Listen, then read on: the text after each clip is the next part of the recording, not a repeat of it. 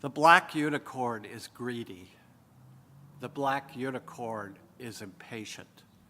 The black unicorn was mistaken for a shadow or symbol and taken through a cold country where mists painted mockeries of my fury.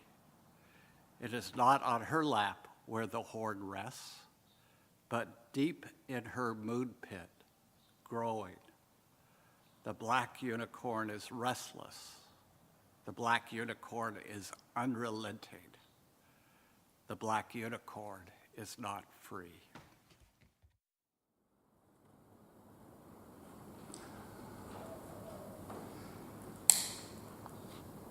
A chalice lit in our midst is a symbol of our liberal faith. A faith built on the foundations of freedom, reason, and tolerance.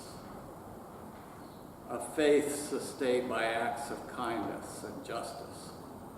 A faith that visions a world flourishing with equality for all her people. A faith that demands the living out of goodness. A faith that requires thoughtfulness. A faith of wholeness. This tiny flame is a symbol of the spark of all that is within each of us.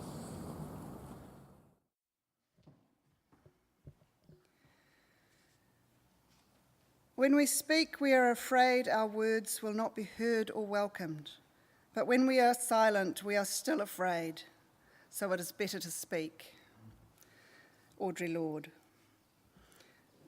In 2012, a woman called Christine Bartlett had been working as a carer in the aged care sector for 19 years.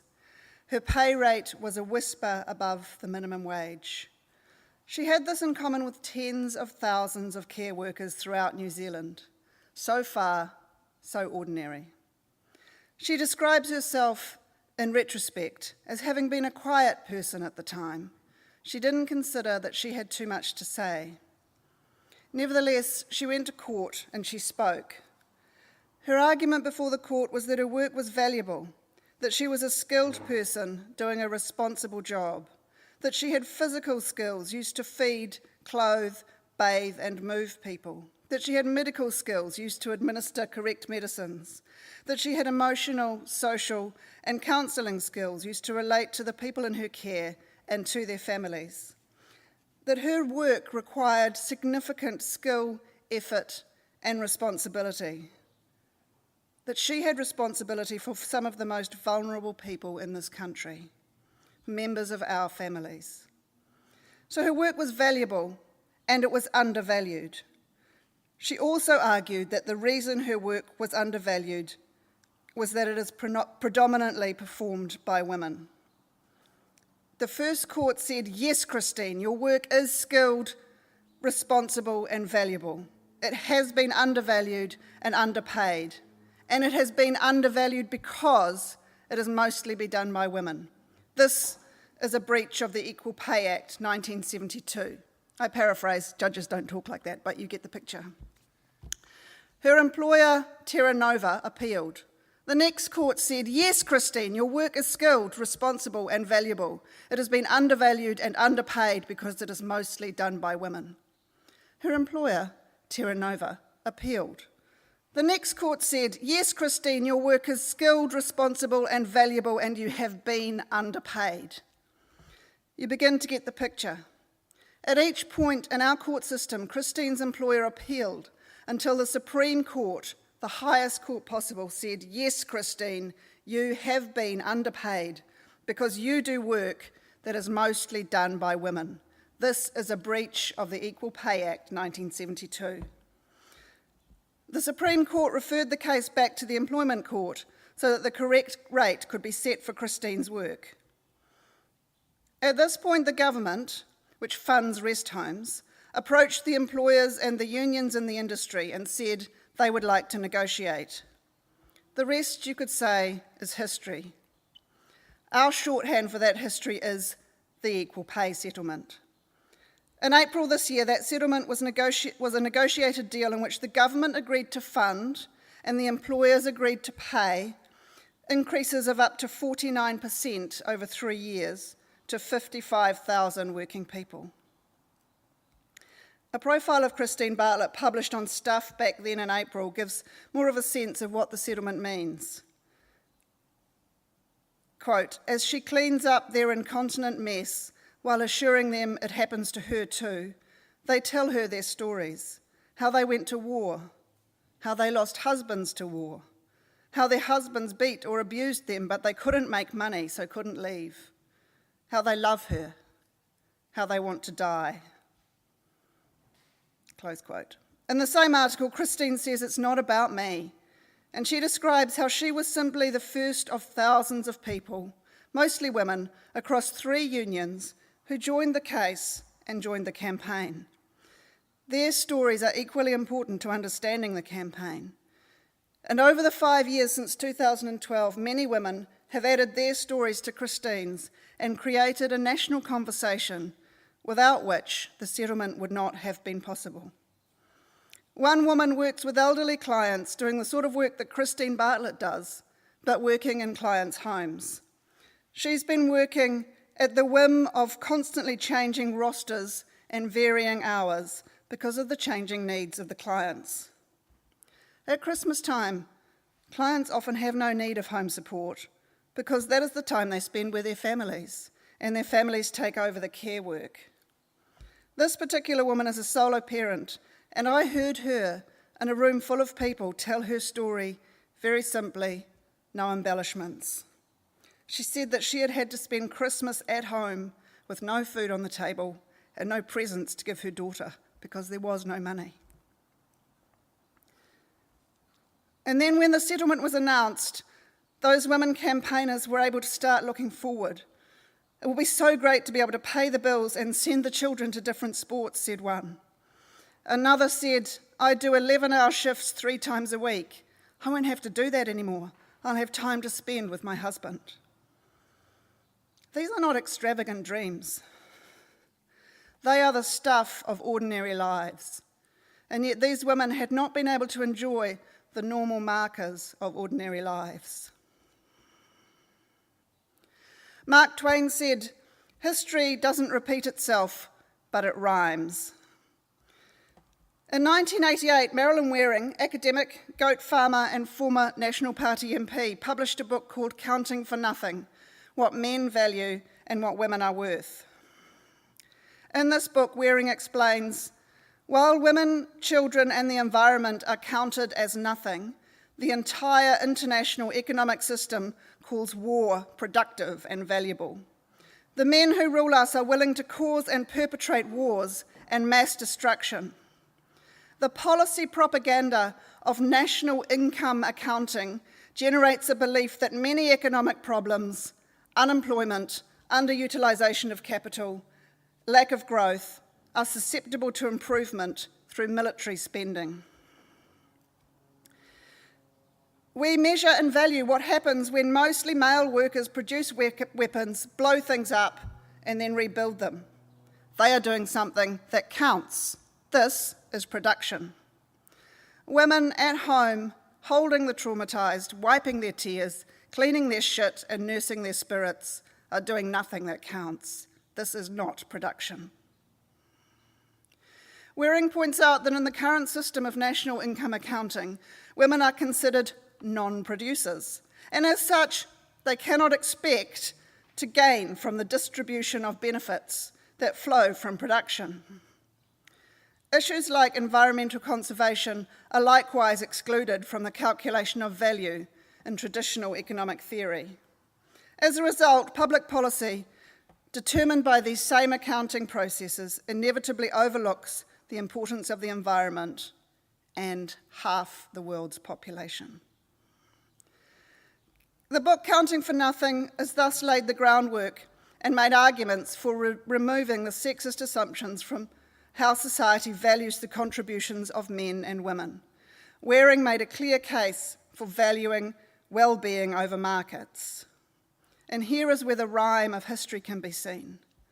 It used to make a perfect, twisted sense that when women started doing caring work for money, they should receive low pay for it.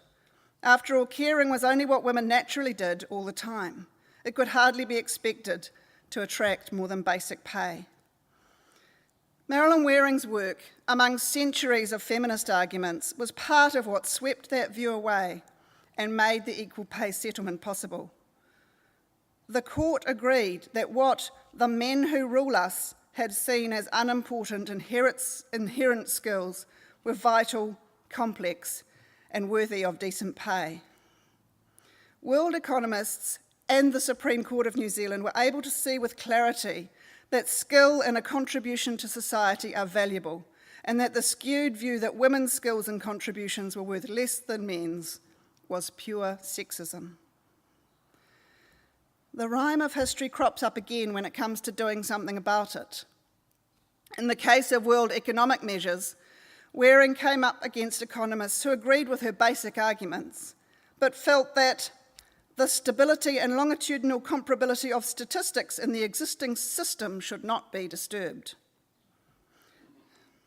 As she says, this ensures a continued vicarious and second-class relationship of the maintenance of well-being in the community to the continued primary importance of winning the war and of the market. There is work to be done to put this right. In the case of the equal pay settlement, there are those in this country who believe that it is great to value women's work, but hold that the equal pay deal cannot be implemented because there are technical issues with the government's distribution of the funding. Thus, there are women who are having their working hours cut and their jobs redefined to work around the technical issues and avoid paying more. Again, this ensures, in Waring's words, the continued second-class relationship of the maintenance of well-being in the community to the continued primary importance of the market. There is work to be done to put this right. What does this mean for a Unitarian congregation that has as a central principle the inherent worth and dignity of all people? For those women whose stories we have heard, whether women's work counts or not, it remains money that counts for them. Money is what does or does not enable them to put food on the table, give their children Christmas presents and the chance to play sport, pay the bills, and spend time with their loved ones. We as a congregation cannot provide the money that counts for those women, but we can support the accounting for women's work, and we can support the recounting of women's stories. There will be other women, other stories, and other work that is yet to be properly valued. The Equal Pay Act will be amended to include a straightforward process for equal pay claims for work done mainly by women. In the spirit of those resisting any change to economic income accounting, the previous government had drafted a law that would have made it harder, not easier, for other women to achieve equal pay. And that matters because now mental health workers are on the point of a settlement. Midwives, school support staff, and supermarket workers are likely to be next. I began today by quoting Audre Lorde, and I quote her again. She says, "If I didn't define myself for myself, I would be crunched into other people's fantasies for me and eaten alive." We can support the recounting of women's stories, and we can support actions that become necessary to honour those stories and to value those who tell them. We can allow that it will be okay to disturb the stability and longitudinal comparability of statistics. We can argue that cutting a person's hours rather than redistributing the fruits of their caring labour is unacceptable. These arguments may be uncomfortable, they may make us afraid, but we believe in the inherent worth and dignity of all people. I close with one final thought from Audre Lorde. When I dare to be powerful, to use my strength in the service of my vision, then it becomes less and less important whether I am afraid. Amen. I'm doing the meditation too, so if you'd like to get yourselves comfortable and spend some time in silence thinking about meditating on this, which is another quote from Audre Lorde, Only by learning to live in harmony with your contradictions can you keep it all afloat.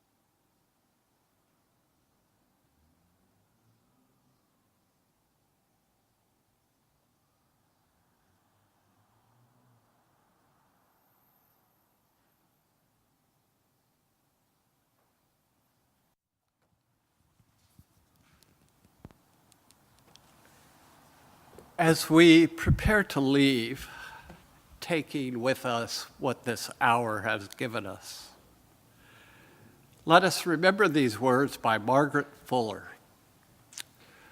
What woman needs is not as a woman to act or rule, but as a nature to grow, as an intellect to discern, as a soul to live freely and unimpeded.